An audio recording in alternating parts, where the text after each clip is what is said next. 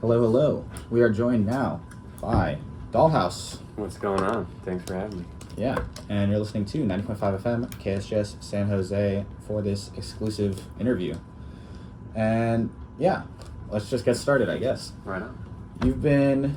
You were born in the Bay from Berkeley, but you said you never really come to San Jose ever. Yeah, I mean, I used to come when I was a kid more. I would go to the Tech Museum. I don't know if that still exists now, but I remember that was a thing that I would like come down to San Jose for when I was like a little kid. And then as soon as I stopped doing that, I haven't really been down in a while. Yeah, the Tech Museum is like the quintessential field trip for like any elementary school. It was pretty, I mean, I don't know what it's like now, but it was pretty cool back in the day. Like in like 2004 or whatever. Yeah. It was very Y2K future kind of. They had like this thing on the bottom floor where you could just like play Second Life for as long as you wanted, and you could like ride a Segway when they were like new and weird and cool. I just remember thinking it was like kind of the dopest place ever. Did you ever go into the earthquake simulator? Yeah. That was like my favorite part. And they have the roller coaster builder thing too. It was pretty dope. I'd say the Tech Museum is like a staple of like San Jose. Just because like any kid here has gone to the Tech Museum pretty much. Yeah. But yeah, I mean, you can still go now, and it's still very cool from what I've been told. But I haven't been recently. I should pull up. Yeah, how long are you here for? I'm just gonna be here. Well, I guess like I have to be here, and then I'm gonna drive up to Berkeley for a little bit. Drive back. I'm not on until 1 a.m. tonight, so I'll drive back. I mean, the show starts like 10. Yeah. Which is very late, but I guess it's going until like 1:30. So you're last, huh? Yeah, I think I'm closing out. Yeah. Yeah. Okay. Do you like to like DJ, or do you have like a live performance setup that you do, or is it mostly just and I'm working on a new one, and the new sort of music that I've been making definitely demands more of a complicated live set. You know, it's not really as DJable anymore. Yeah. So I'm kind of been in the process of building that right now. But I have done live shows, and it's usually just sort of like a hybrid set where I just play my own music, and like I'm doing live vocals, and then we'll maybe like get up in front of the decks. But I mean, I still like, no matter what, we'll always want to just like keep DJing because it's so fun. It's like the best feeling ever. DJing is just like, you can play whatever you want. You're not like restricted by like the limitations of being live. Although being live has its own like freedom where you can make your own stuff as you go. Totally.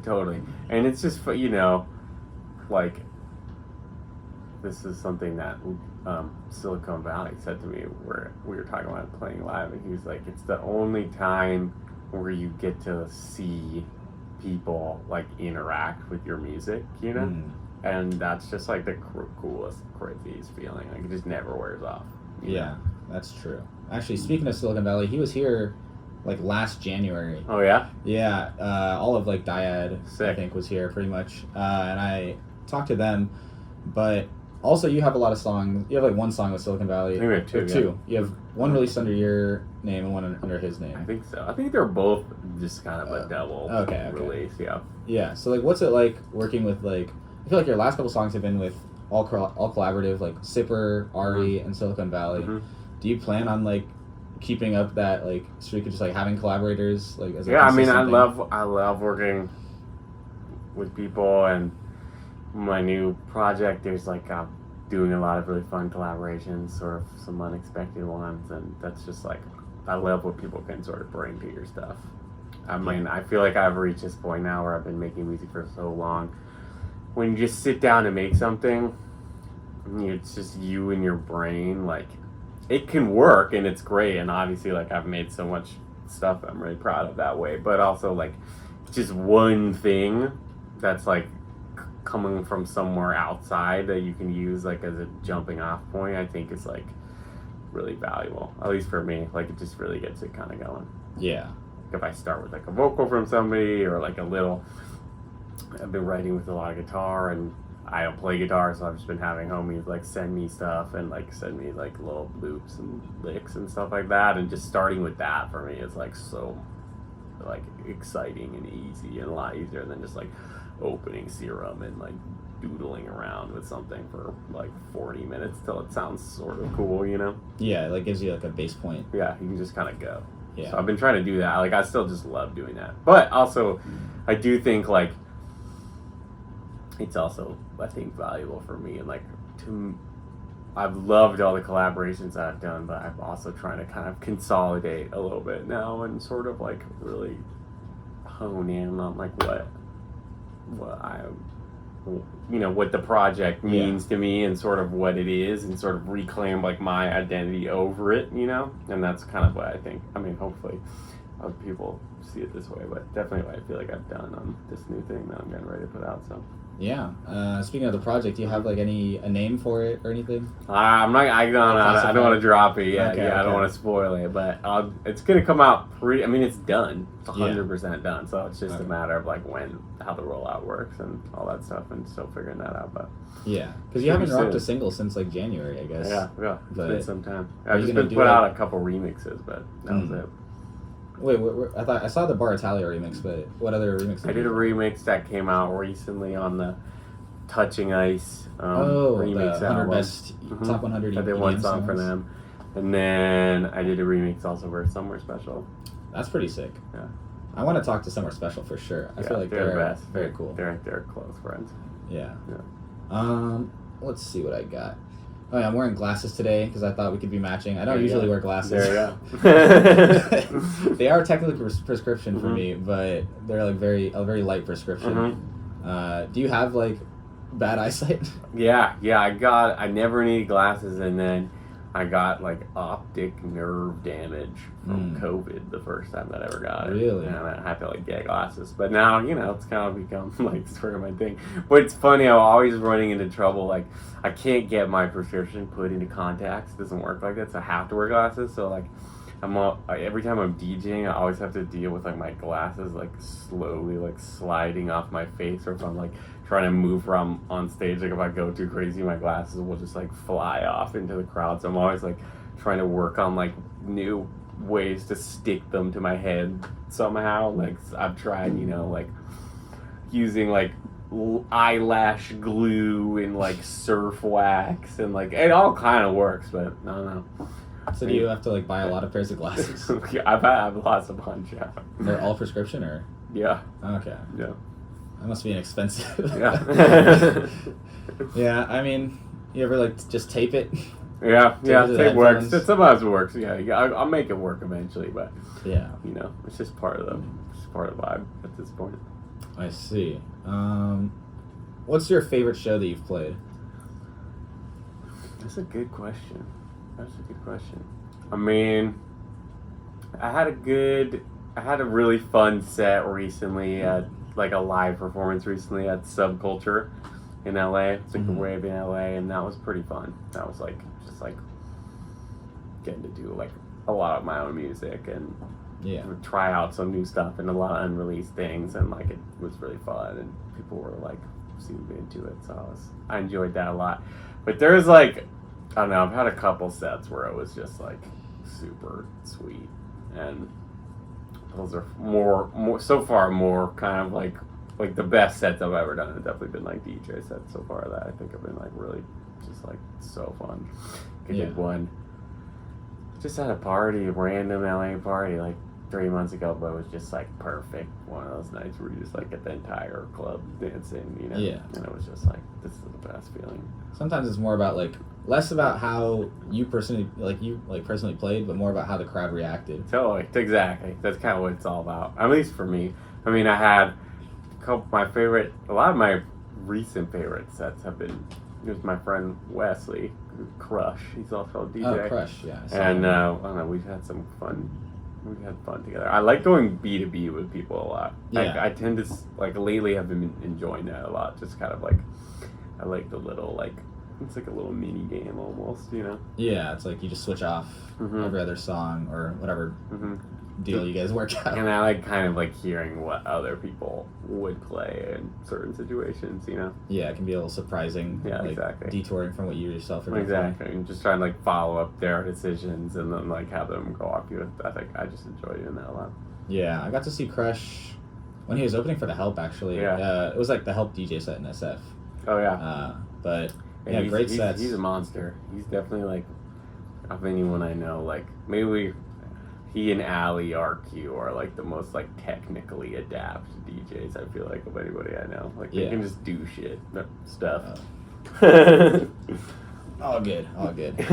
Yeah, speaking of Valley RQ, actually, she's the one who introduced us in Irvine. Mm-hmm. Yeah, because I had just interviewed like Magna Carta and Ali and Jasmine Johnson, and then like that weekend I was playing the show in Irvine, and then like on the way down, I just asked Ali if she wanted to DJ, and she said, yeah, of course. Yeah. And then you were also playing that one with, like, it was like for Irvine Drainers or something. Yeah, she's a legend. She just kills it every time. It's crazy. Like, she can do things where I'm just like, I have no idea how you just did that. It's just like magic. Yeah, I was like right before her, and then when she came on, I was like seeing her like spinning. It was crazy. I actually did learn stuff about DJing while watching her play. Totally. But yeah, let's see what I have. What's your dream lineup for a show? Like that you'd be on? Dang, that'd be pretty. That's a good question. I mean, just like anybody in the world. Yeah, it could be any artist, any. Well, I just got back from the Rush tour, you know, so that might have to be number one, you know. Oh, that's pretty fire. open up a prog show for a bunch of 60-year-old dudes with the crazy electro set. Yeah, that'd be cool. They'd impossible. I don't know if they love it. Maybe it'll happen to me in heaven, maybe one day. You gotta like remix their songs. Oh yeah, wow. Yeah, even 4 other people would love that. There's a big Rush following in the Bay. Oh yeah. I mean, they're huge. From the Rush fans, they hold it down. Yeah, it's pretty crazy. For the project, is it going to be like a full length project or like an EP? Full length album. Okay. First time I ever done that. Yeah, because both Corrida and self-titled one were both EPs. I wanted to ask you about Corrida because I feel like it's a very different sound from like anything you're currently doing. Totally.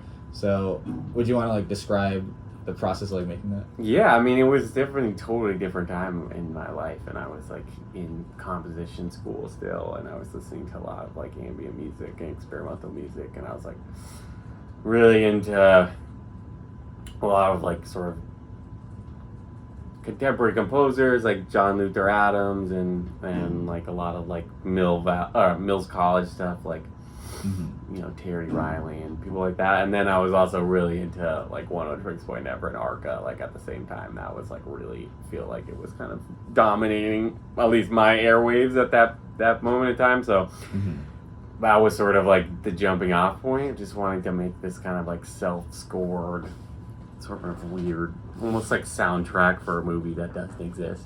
Yeah. The whole EP is about bullfighting, and every song is like the different stages of like a traditional Spanish bullfight. Yeah. But yeah, that was just like I was in college. It was like my final project in college, and just kind of locked in on it. And then, you know, it was funny. It was like I was really proud of it, and I still am. But it's like a kind of music, like when you go to like an ambient show, you know, a lot of times that you feel like you're looking out in the crowd and everybody in the crowd is like dudes who make ambient music. You know what I mean? It's sort of like it's very like peer-to-peer kind of like listener thing, which like it's cool. But I think after that I was like, I just want to make something that like you hear it and like you know exactly what it is and like everybody just like loves it, you know? Yeah, you want people to dance. Yeah, exactly. I just got really obsessed with the idea of dancing, especially after COVID. I was just like, all I want to do is dance and like party, you know? So that's kind of how I ended up changing gears. But I think the new stuff that I'm working on is sort of like actually in a way kind of combine the two things sort of. I think I found a way to merge it kind of. Yeah. So I'm hyped on that. I'm excited to hear it. It ties back into that first EP more than I think anything else I've made so far. So would it be like more similar to like the singles that you dropped also? Or yeah, it's similar. It's all been kind of like everything I've been releasing, I think recently has sort of been like moving slightly into this direction, but it's definitely needed to be I think a surprise for a lot of people to hear. It sounds really different. Yeah. Your next EP was Dalhaus, the self-titled one. How did you come up with the name Dalhaus, by the way? I read it in like a textbook. It was like the name of it's like the last name of I think it was like an ethnomusicologist or something like that. And I kind of moved the spelling around until I found something that like was like didn't exist on Google. You know what I mean? Yeah. Except for there's like a fudge company in Idaho, I think, or something like that called Dalhaus Fudge. That one always comes up. And I think there's like a linoleum tile company called Dalhaus Tiling or something like that. They're not gonna steal. But it's pretty. I like that's good company. You know. Mm-hmm. They have good names. Mm-hmm. Yeah, I mean, when I talk about that first EP, because I feel like that was like what really kind of blew you up a little bit in the underground electro scene. Yeah. Yeah, it was just like, it felt right. It felt kind of like what I was listening to at the time and what was kind of like all around me. And it started because I was like working on a remix for someone, and I was like, what would a remix, like if I was going to make a remix for somebody, like what would that even sound like at this period of time in my life? And then that sort of was the sound, and then I ended up never putting that first thing out, but just the album sort of grew out from that. And when I was working on the album, I never expected that I was gonna do like my own vocals. Like my whole idea for it was just to kind of like bring friends in to do vocals, and then I was kind of just writing little things and maybe gonna send them to people, and then I just like started recording it and was like, you know, this actually sounds pretty tight. And then like every step of the way, I think I've just kind of like gotten more and more comfortable doing that, and sort of like, especially, you know, like for me, it was like, I kind of feel like I mastered production, like instrumental music production, like way before I mastered vocal production. Mm-hmm. I think when I kind of finally got a grip on that, it made all these things like totally possible for the first time. Yeah. And I think I also just needed to do it and then see that it's like, oh, there it is. That's just something I can do now. Yeah. So I've been, you know, even now, like I'm singing a lot more than I did on that first record, and just kind of, that's been a fun new exercise in like learning kind of how to style my voice and like try to sing in different ways that I didn't really know I could until recently, which has been cool. Mm-hmm. So, are there any like keys to singing that you have? Yeah, I have a good trick for it. If you want to figure out the easiest key for you to sing in, you record like a little snippet of your voice, and then you go up and down a piano until you hit the key that like resonates with the tone of your speaking voice. And it's really obvious when it happens. It kind of like rings with your voice, and whatever that note on the piano is, that should be the middle note in the scale. That is the easiest for you to sing in, because it's like your flat voice, and then going up a few steps is easy, going down a few steps is easy. Yeah. When I learned that, it's like, then you just start writing in that key, and like suddenly you can just sing like all this stuff. I think it's like once I learned that trick, it was like, oh snap. Do you know what your key is? D minor. D minor. Mm-hmm. Not a Kendrick reference. You mentioned you went to school and you did music in school in college, right? Mm-hmm. What would you do if it wasn't music? Or anything music related, I guess. That's a good question. I mean, I really can't do anything else. No. When I started in college, I was actually a sculpture major, and that was like a lot period of my life before I started making music. I think I wanted to be like a fine artist and go to art school and do that kind of thing, and then started making music.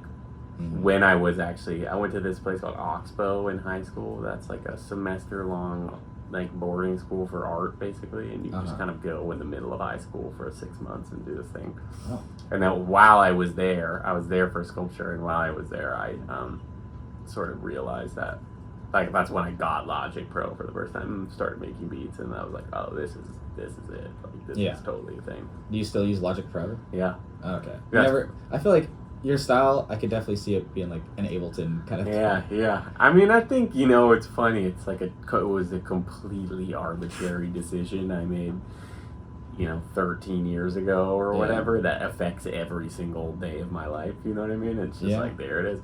But I love Logic, and there's some power users. Like Silicon Valley uses Logic, you know. Yeah.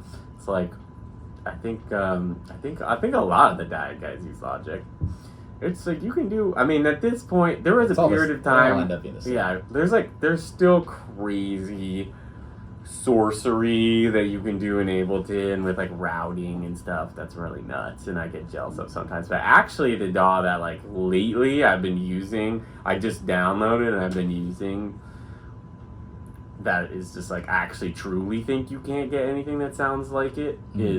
Is FL, like, just for that's what we use. For making trap beats, like, you just can't can't do it like that in any other DAW. Like the way that the clipping works, it's just like that sound. Like you can fake it in the other DAWs, and you can get it close, but like you just do it so easily in FL, and you're like, oh, there it is. Yeah, I mean, we use FL mostly just because my friend who we make music with is like an expert on FL. Yeah, no, I think FL's awesome, and like I've just seen people dunk on it, but like I've just seen people do the most insane things in FL ever. I mean, you know, like Tenkus is a great example. Oh, he uses like FL? a sorcerer in FL. Yeah. Like, you just see his sessions, and you see what you like can't do in FL. That's like he's like figured out crazy workaround for, and I'll just like see his sessions and freelifts and just be like, whoa, crazy. Yeah. And I like that FL has like the timer, so you know how long you spent making a beat. I think that's dope. It's useful to have. Yeah, I think so. Just like a little. I remember in that Irvine show you played, I forgot what song. It might have been, it was definitely a Sebastian song. It might have been Kavinsky. Oh, it's that remix. Yeah. Was it Ross Ross Ross? I think it was Or the what's that song called? It's the Sebastian remix of the Kavinsky song. Yeah.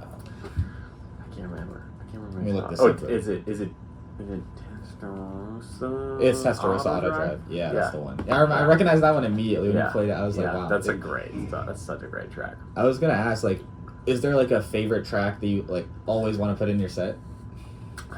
I mean, I feel like I'm always doing this math of like how many Nina Geraci songs can I play in one DJ set before I it's think like, LRQ's doing the before same. it's, you know, before it's too many, you know, you always gotta think about that because like, you know, her shit's just perfect every time, just hits every time. You can play it for any crowd, people get it. So, you know, I think that's awesome. But I have some fun stuff. Yeah. Like tracks I've been playing. I have like this really good like X remix. Oh, like I've been playing XXX a lot. Tentacion? Like I just can't not play it now in like every set. Wait, which song is it? It's this "Look at Me" remix. Oh, That's really okay. great. It's kind of like my little secret killer these days. You gotta play that tonight. Yeah, probably will. Good. I gotta hear that. I used to love X.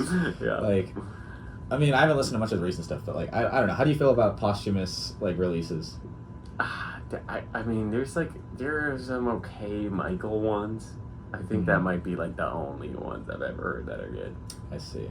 It's tough. I mean, it's just like who's doing it, you know? I mean, sometimes with rappers it's easy, like there's like a feature, you know, from a dead rapper, and it's like just the voice, so it kind of works or whatever. But like, I think when the songs are like half finished and they don't have the artist to finish them, they always just sound like kind of lost.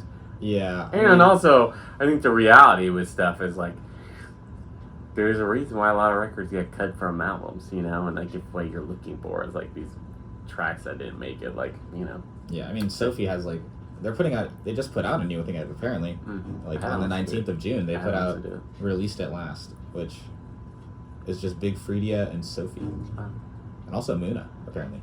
But yeah, I don't know. I feel like for the Sophie stuff, the posthumous, it can't live up to anything that she released before that. Yeah, totally. It's just not. It doesn't have like the level of like detail that she would have had in the song. I almost don't like even talking about it now. Like I don't know if I even like believe in it that it should exist. You know, I'm almost just feels like. I mean, I get when like, you know, the family of the artist and the estate needs to make money or whatever, but I'm kind of just like, I feel like your art is your expression of like your life and your soul kind of, and it's, you know, it could be a memory of you when you're not there, but it's weird to have it. It's almost like, you know, when you hear like the transhumanists talk about like uploading their brains into a computer, you know, and like the idea that you could be like about to die and then get like your soul and going to heaven or something, and then your soul gets like sucked out of your brain and put onto a USB stick, you know what I mean? Yeah. Like it almost feels like that, like you have this thing that's just kind of getting like pulled from the nether out of you and released by people that you have like no control over. I don't know if I think it should be done, now that I think about it. Yeah. we're getting deep on the ontological pursuit. Let's see, let's switch it up. What's your favorite type of beer? Or do you drink beer? Yeah, that's a good question. I had I think the best experience drinking a beer I've ever had has been like a ice cold bintang beer in Bali, which is like I've had the bintang. Yeah, it's like the only beer they have in Indonesia for whatever reason, and like just something about like a hot night, you know. Did you ever get like the lemon one that they have, the bintang lemon? No, it tastes like Sprite. No, that's awesome. It's crazy. I mean, I just love it. It just hit different. Yeah. I mean, I think it's just kind of Heineken rebottled, but a little bit. Well, Heineken's pretty good. It's like a German beer that is heavily marketed to Vietnamese people. And there's this like German tavern down the street from my apartment that I love, called the Red Line, and it's just like a classic LA spot. And they have like a bunch of German beers that I really like. So that's what I've been like running these days, watching the World Cup. Yeah. Oh, who's your team in the World Cup? I think Morocco. Morocco had a crazy win. Yeah, that's what I want to see. That would make me so happy. Yeah. I mean, Cabo Verde. I was like an upset, you know? Yeah. I'd be so bored if France won, you know? It's just like, there you go, France. Yeah, I mean, France is a strong favorite. I had Japan, and then they just had to play against Brazil round one, so it's like cooked. Like, I just love the idea of a continent that's never won, like, getting the W would be pretty sweet. Yeah, I mean, Morocco would definitely be crazy to win awesome. that. And I don't know. Out of like the dark horse teams, they might be like the best chance. That's what I'm hoping. I mean, maybe it'd be like they might have a little Croatia moment. You know, you never know. Croatia is good. Or like that year, was it the last World Cup? Or before Croatia got to the end, it's like no one saw that coming. You know. Yeah. Maybe. That's what I'm hoping for. I'm always rooting for like the underdog. Yeah, anything could happen. I mean, like especially with like. A lot of these games are just going to ties, and it's just relying on PKs to settle it. Like Netherlands completely choked in the PK against Morocco, totally. And then same thing with like Germany, Paraguay. It's just anything could happen in soccer, I guess, just because it's very low scoring, I suppose. Which unless it's like a complete domination. Well, I went to the only soccer game I've ever been to in my entire life was like the first one I ever went to was in London. It was the Arsenal. And they scored 7 goals. And I was like, what? Like, why am I not watching this? This is awesome. This is like the best sport ever. And then like immediately it was like, oh, I'm going to keep up. And then the next game I watched was like a 0-0 tie. And then the one after that was like 1-0. And I was like, oh, this is how it actually works. Yeah. Never really lived up to that first game. I guess at like the highest level, it's very hard to score. Did you play any sports growing up? Yeah, I was on the worst baseball team in my entire little leagues. Like the worst team in the entire league. Okay. We not only did we not get a single home run in the entire season that I was on, but we never even got a man on first base. Oh. Yeah, we struck out every kid every game for an entire season. That's a little insane. It was pretty crazy. They didn't walk? Maybe we got some walks, but no, because it was coach pitching, you know. Oh. So yeah, that was my like big sports. That's tragic. Experience. What position did you play? They kind of move you around in Little League. I was in the outfield a lot, and like nothing ever got hit out there, so I would just like lie down. Yeah, the would kids yell at me, far. you know, like, get up. It's like nothing's coming out of here, coach. I'm tired. You just have to stand around. Yeah. Yeah. I mean, do you do anything like active? Right Yeah, now? I mean, I just like go to the gym, but Okay. Yeah. What's your favorite day to hit? Like back and by, chest, push, pull, whatever. Yeah, I think I like the pull day. It's my fastest day, you know. So I just get out of there. That's always nice. Let's see. What else do I got? What's a song that you want to remix? Ooh, that's a good question. I was thinking about that recently. Well, I was looking the other day before the set here trying to find like a great like just like a remix of just like a Bay Area hyphy classic that would like go in my set, you know what I mean, and fit with everything. And I looked up like all my favorite ones, you know. Yeah.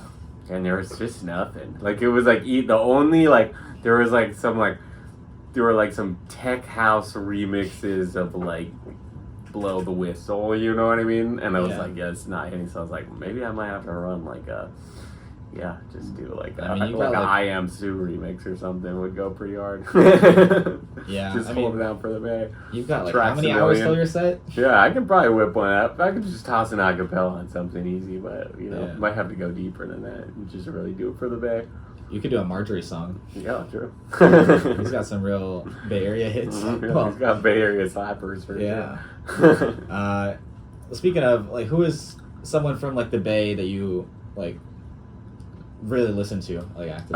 Well, right now, I mean, super close friend and collaborator, but Ivy Knight, if you've heard Oh of yeah, her they have music. songs with Marjorie. Yeah, she's been putting out. Yeah. Really, the album she put out is just so amazing, and She has great vocals. yeah, it's just so good. I've been listening to it. I just was listening to it on the drive up. It's like a perfect thing to listen to when you're just like on the 5, Yeah. run down old cabin on the highway. Just like there you go. Do you have any collaborations with Ivy Knight or anyone coming out soon? I don't know. You can't maybe. speak I on don't know. How about what's your favorite venue that you've been to? Just Um, like to watch or play. That's a either. good question. That's a good question. I mean, the Fox Theater in Oakland, it's pretty awesome. They have those Classic. giant statues with the glowing eyes. Pretty cool. I saw Paris Hilton at the Palladium in LA recently. I was like, it's kind of awesome in here. Mm-hmm. But just like that Rush show that I just went to, it was like the first actual like arena show that I've ever been to, and that was just like, this Where was is that? awesome. At the Kia Forum. Oh, that's I pretty was sick. like, this is, you kind of can't beat this.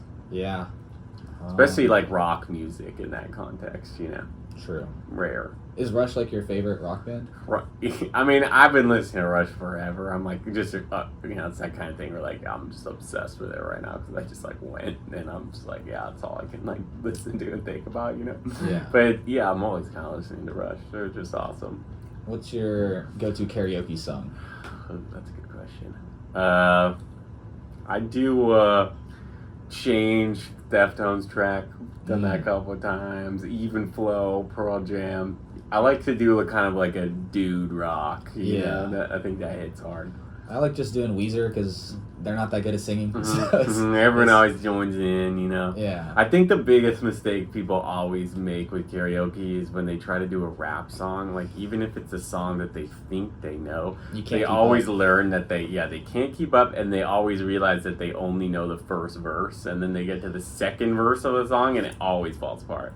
Yeah. If somebody, I've seen probably twice in my life, somebody just like absolutely kill just like a rap song at karaoke, and when it's done right, it's kind of unbelievable. But I think you gotta sort of like not be looking at the lyrics, like know the song completely, and just kind of like Yeah. you gotta catch it if you mess up the flow. And like I've so seldom Yeah. accomplished. I tried doing like "Kiss It Better" by Rihanna recently. Mhm. I didn't realize how fast she was on that song. Yeah, that's a tricky song. It gets hard. I think probably.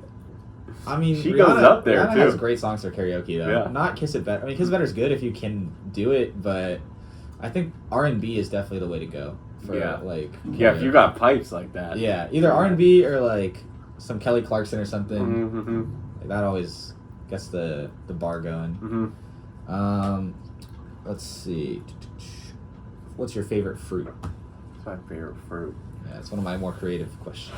I think coconut. Coconut, really? Mm-hmm. Do you ever just like eat the coconut like not like shavings or just like straight coconut? Yeah, I mean, it's kind of a process. Yeah. It's something that's like kind of like I would like buy coconut every once in a while, and then I feel like I'm just like slamming it on the kitchen counter, and scraping it with a spoon, and then jabbing it into my finger.